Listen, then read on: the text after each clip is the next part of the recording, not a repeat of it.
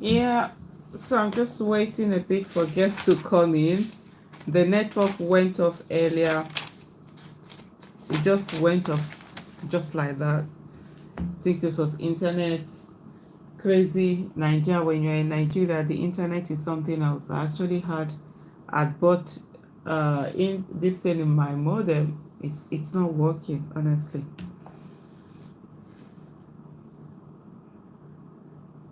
So let's see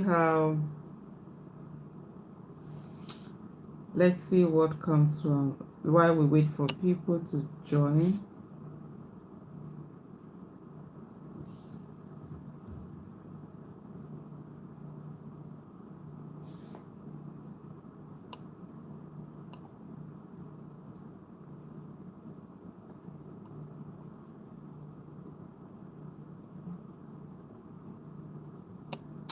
Hello.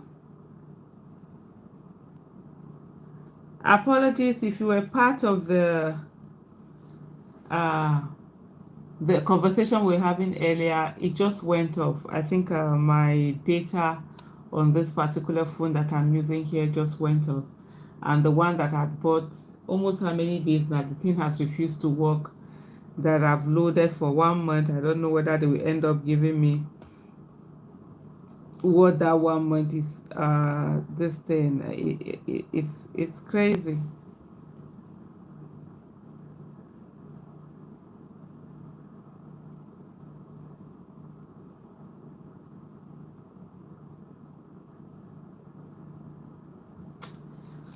Hello, well done.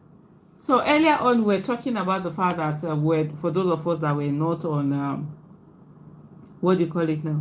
For those of us that were not on watching the AFCON finals, that didn't have the heart to watch the AFCON finals, what are the reasons why we are not watching it? I'm just coming, there's this thing.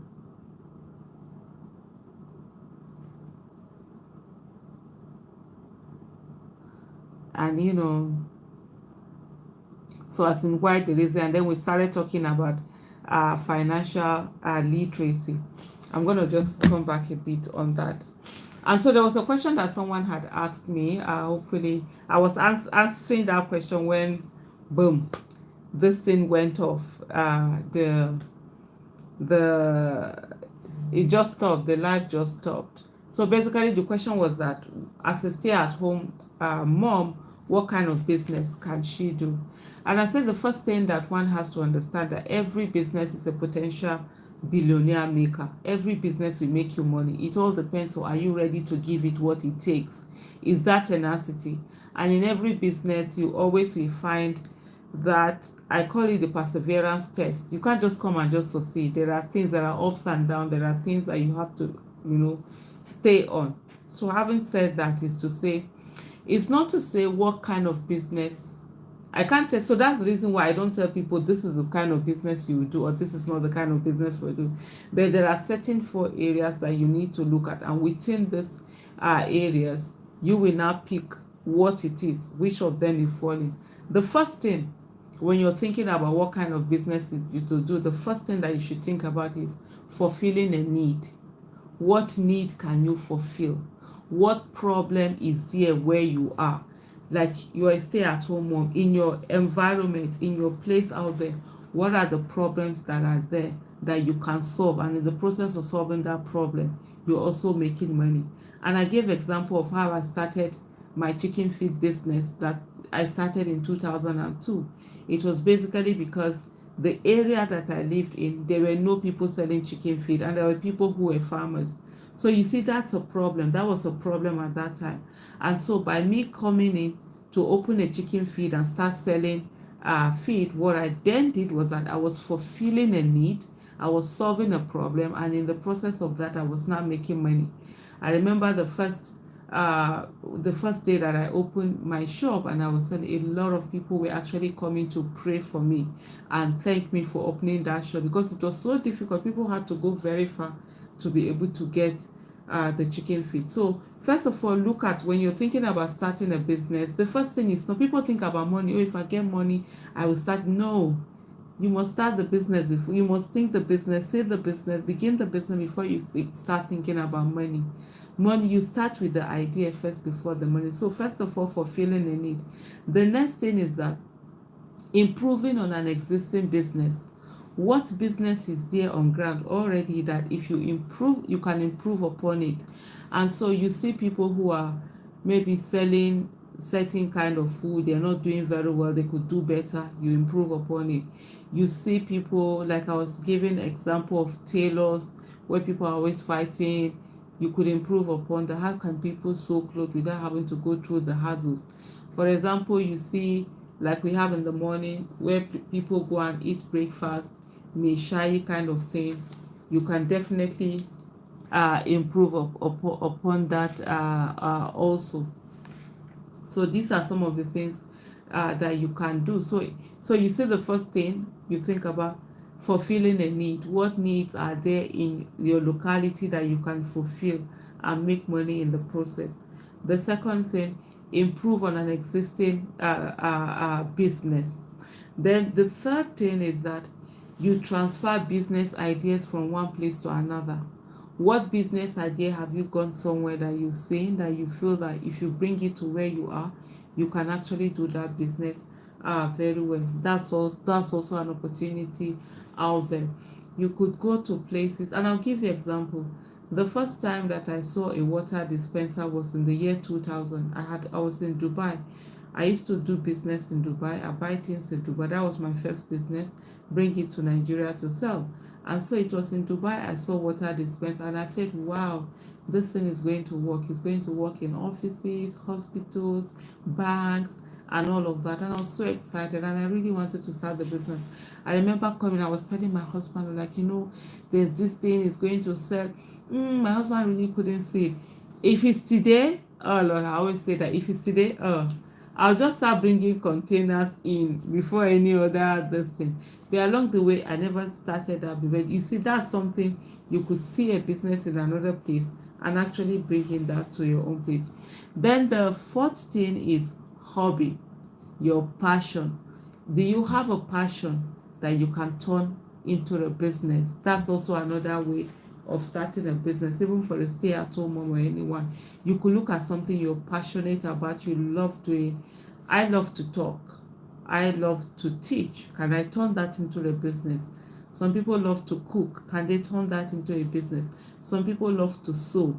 Some people love to, you know, do do different things. Can they turn that into a business? So that's also another thing that you could look into, that you could turn into a business. So within these areas of, one, fulfilling a need, two, improving on an existing business, three, transfer of business ideas, or four, hobby businesses, you definitely will be able to find something that you will be able to do yourself. Please, if you want to go ahead, ask questions and all of that. We're just talking about financial and independence, financial literacy, and how what are the things that people could do. So when we talk about all of these things, in terms of financial independence, in the video that stopped, in the lab we're doing earlier that stopped, we explain what financial independence is, to say that financial independence is when your passive income can take care of your expenses, and passive income is income that you no longer have to work for you to earn. Active income is income that you have to work for you to earn. We also ask the question of what is wealth. Most times when they talk about wealth, people think about wealth in terms of amount of money in the bank or amount of properties that you have, or all of that. No, wealth is simply how long can you maintain your present lifestyle, your lifestyle. For how long can you maintain it without working? That's how wealthy you are. So you are either 1 day wealthy, 1 week wealthy, 1 month wealthy, 1 year wealthy, or you're wealthy infinite. And that's when we say you're wealthy, that's when you're financially independent, when your passive income can take care of your expenses. So at that moment, you're good and you're set and you can do all of those things. If, for example, if we were to say someone has for example, 20 million naira in their account, and another person has 200,000 naira in their account. If you were asked who is more wealthy or who is wealthier, the normal question that people easily say is, oh, of course, the person that has 20 million naira in his account is the person who is wealthier. But that's not the case. There are different things that you need. Remember what we said about wealth. Wealth is how long you can stay without working. So if these people weren't working, then we need to find out what's their expenses, per month. If, for example, the person with 20 million naira, his expenses per month is 1 million naira, then that means he's 20 months wealthy. And then the person whose money in the bank is 200,000 naira, and probably the person's expenses is like, how much will I say now? Maybe like 10,000. So you see that person will probably be, 20 months wealthy. So it depends on how much you're spending. So sometimes people don't understand that the moment they get salaries or they earn money or they have an increment, they just increase their lifestyle, they just live. And then when the person loses his or her work, then they fall back. In no time, you see the person is struggling to actually make some sort of money. So those are the things. And in trying to be wealthy, in trying to build wealth, there are certain things that people must understand. And one of those basic things is the difference between assets and liabilities. This is one thing that a lot of people do not know do not even know what they are. Many people confuse assets as liabilities, and many people confuse liabilities as assets. The simple way to define it is that assets will put money in your pocket, liabilities will take money out of your pocket. Anything that is not putting money in your pocket is a liability. Yes. If it's not putting money in your pocket, it is definitely a liability. If it's putting money in your pocket, it's an asset. Some people will say, oh, if I buy this car, if I buy that car, it's an asset. No, it's not really an asset if it's not putting money in your pocket. And I'll give you an example. If you pick up if you go to a car shop and you buy a car, right? Even if it's a brand new car, the moment you buy the car, you sign the papers, you leave the showroom, it begins to lose value. The moment you go and give it number, you register it, more value is lost. Before you know what's happening, you're already not making money. It's not an asset, it becomes a liability. You're always spending on it. Yeah, it might make your life easier, it might and all of that. But if you were to buy that car and you started using it for transport business, or you get someone to be doing this for transport business, that's actually an asset because it's putting money in your pocket. It's not a liability. But when it's not putting money in your pocket, it's actually a liability. A lot of people mistake liabilities for assets, and so they acquire a lot of liabilities, and at the end of the day, they don't give them as much money as they are supposed to give them. So in building wealth, you must be able to understand the difference between assets and liabilities. And if you have money, put them in passive income yielding investments, or investments that we appreciate over time. And that's where the issue of capital gain and cash flow comes in. And I'll give you an example. Let me use poultry. If someone decides to have a poultry and they put in birds that are going to lay eggs, that's like a cash flow. The birds will lay egg for a long time, you're selling them, you're making money and all of that. Then somebody will put in broilers that you easily grow them, sell them off. That's like capital gain. So what happens is that you just sell it, you make your money, you move on. So usually capital gain gives you active income. The other one, cash flow, will give you passive income because you're receiving this money over time. And so that's something also that it's extremely very critical for people to understand. one of the things I always say to people is that, look, whatever you're doing, ensure that you always have a project, you always have something that you're putting your money in. Cash is the worst form of investment. Don't leave your money in cash. I know some people like to see big money in their bank account, especially in this present day Nigeria. That's the biggest waste you can actually think about, because at the end of the day, your money will just be the inflation will just be eating up your money, and you'll not be able to see anything in it, and it just goes away in that way. Hi Aisha, I truly love your video. They gave me so much during the traumatizing 2023 election and election tribunal season.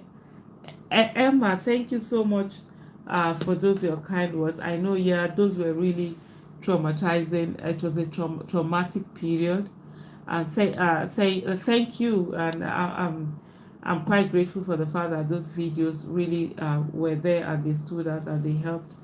One of the things I always say to people is that we must never give up. We must continue to fight for a better country. We are all deserving of a country that works for every one of us. So thank you so much for those kind words.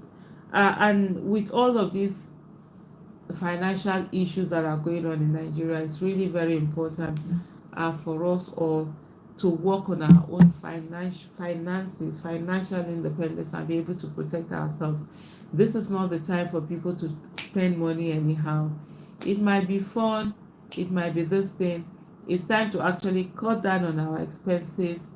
Look for what are the things that we have. If we have anything that is draining our money, cut them off. Honestly, because the way things are, where things are going to get worse in Nigeria. It's not about someone being pessimistic or someone not liking Nigeria or whatever. Economics is economics. Propaganda don't do it. So it's very important for people, as much as you can, work on your finances, as much as you can, ensure that you're taking care of yourself. Cut down on things that you don't need. Anytime you want to spend money, ask yourself, is it a need or is it a want? A need is something that is essential. You can't do without it. A want is something that you like. It's not really essential. It's not a must, but you just like it. You want to have it.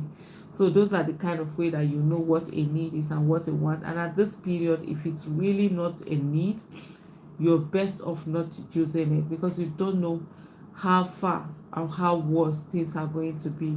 It's going to be a long haul, and there are so many things that are going to be are coming in. So I think I'll just round up this here.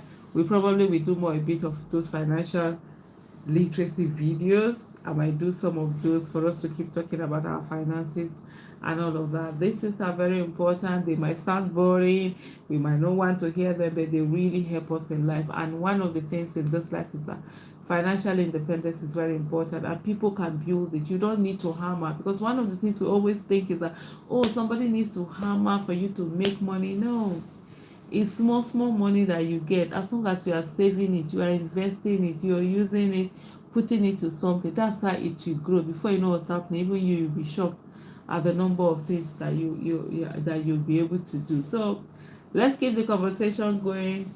Maybe we might go off to go and watch. For those who are watching, have you watched the AFCON? Where are they at? What's the score? Are there more scores, or it's just the way it is? So thank you so much for being here. Bye.